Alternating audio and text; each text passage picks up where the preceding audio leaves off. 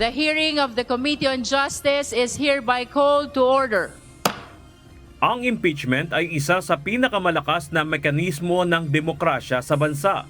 Ito ay isang paraan upang mapanagot ang isang mataas na opisyal ng pamahalaan sa mga seryosong paglabag sa kanilang sinumpaang tungkulin base sa isinasaad ng 1987 Constitution.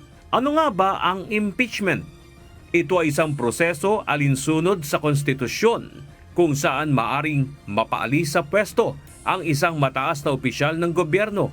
Hindi gaya sa kriminal na kaso, ang impeachment ay walang hatol na pagkakakulong. Sa halip, tinutukoy nito kung dapat bang patalsikin sa posisyon ang isang akusado at pagbawalan na itong tumakbo sa anumang posisyon sa pamahalaan. Sino-sino ang pwedeng ma-impeach? Ang impeachment ay may epekto lamang sa isang grupo ng posisyon sa pamahalaan. Ang Pangulo ng Bansa, Pangalawang Pangulo, mga miyembro ng Korte Suprema, mga miyembro ng Constitutional Commissions at ang Ombudsman. Ang mga posisyong ito ay itinuturing na kritikal sa pamumuno o pamamahala sa isang bansa, kaya bawat isa sa kanila ay sakop ng natatanging accountability mechanism na impeachment.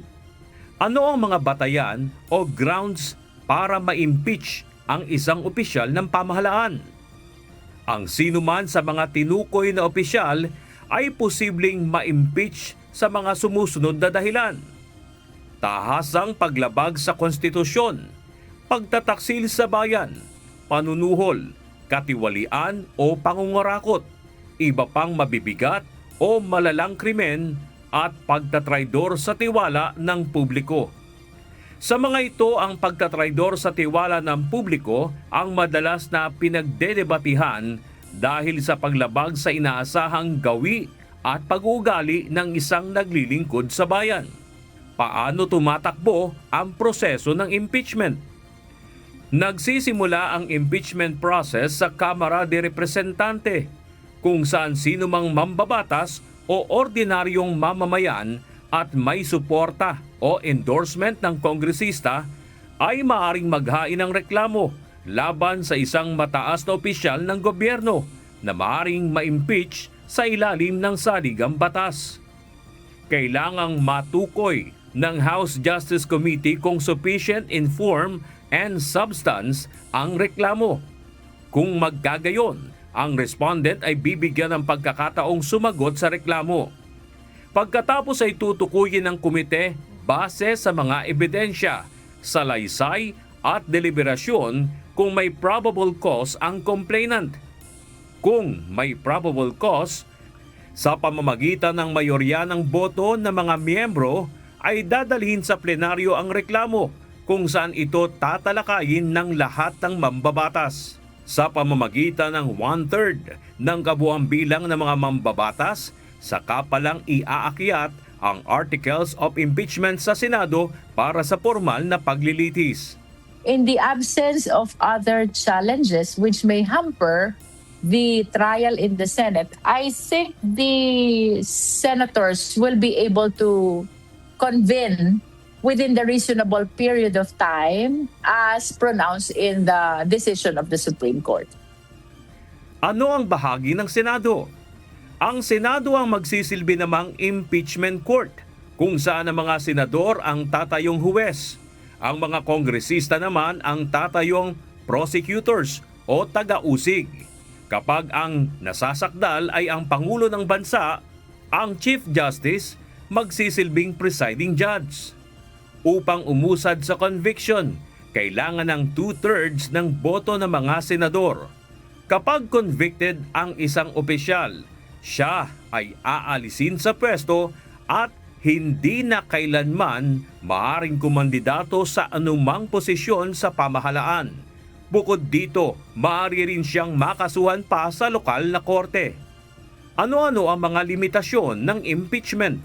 Batay sa konstitusyon, ang isang opisyal ay hindi maaring maharap sa dalawa o higit pang proseso ng impeachment sa loob ng 1 taon.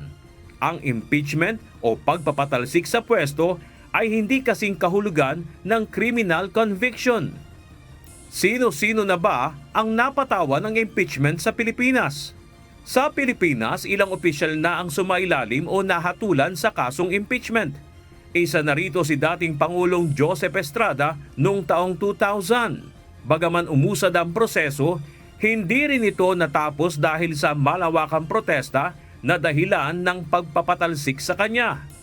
Noong 2012, nahatulan naman ang dating Chief Justice ng Korte Suprema na si Renato Corona. At noong 2018, humarap sa impeachment process si Chief Justice Maria Lourdes Sereno, ngunit napali siya sa pwesto sa pamamagitan ng isang hiwalay na kasong legal. Bakit mahalaga ang impeachment? Ang impeachment ay katunayan ng umiiral na demokrasya sa Pilipinas at pagsunod sa mahalagang prinsipyo ng batas na walang opisyal ng pamahalaan na mas higit pa sa konstitusyon ng bansa. We owe it to the next generation of Filipinos to show them that no one, no matter how powerful, no matter the title, is above the law.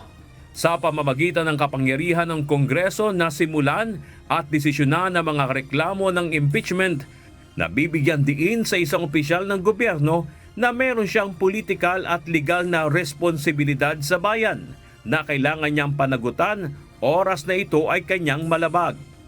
Kung ordinary individuals lang naman yan, like ordinary Filipinos, pabayaan na natin yan, no? Kasi yan naman yung opinion nila, yan naman yung damdamin nila. Hindi mo naman mapabago ang nararamdaman ng isang tao.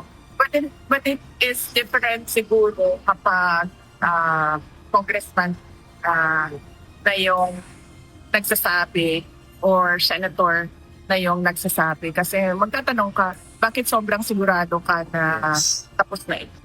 Kung ma-impeach si Vice President Sara Duterte, sino ang posibleng makapalit sa kanya? Ang Pangulo ng Bansa ang magtatalaga ng magiging kapalit kung sakaling makonvict si Vice President Sara Duterte sa kasong impeachment. Ang pipiliin ay magmumula sa mga senador o sa mga kongresista sa pamamagitan ng mayorya ng boto. Ang iiwan namang posisyon ng naitalagang pangalawang Pangulo ay pupunan sa pamamagitan ng isang special election. Bernard Dadis, UNTV News and Rescue. Diyos ang aming sandigan, serbisyo publiko ang aming pinalagahan.